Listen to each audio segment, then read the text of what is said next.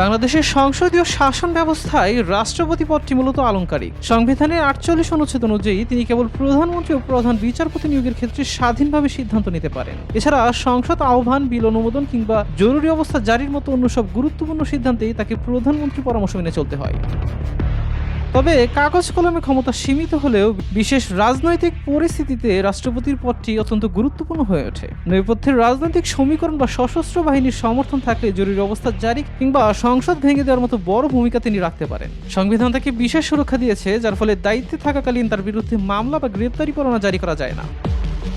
ইতিহাস পর্যালোচনা করলে দেখা যায় ১৯৯৬ সালে সেনা অভ্যুত্থান চেষ্টা নস্যাৎ তৎকালীন রাষ্ট্রপতির বলিষ্ঠ ভূমিকা ছিল। যদিও বাস্তবে ক্ষমতাসীন দলের রাজনৈতিক প্রভাবের কারণেই রাষ্ট্রপতির ক্ষমতা অনেকাংশে নিয়ন্ত্রিত থাকে। সংকটকালীন মুহূর্তে তিনি কতটা স্বাধীন সিদ্ধান্ত নেবেন তা নির্ভর করে তৎকালীন রাজনৈতিক পরিবেশ এবং ক্ষমতার ভারসাম্যের উপর।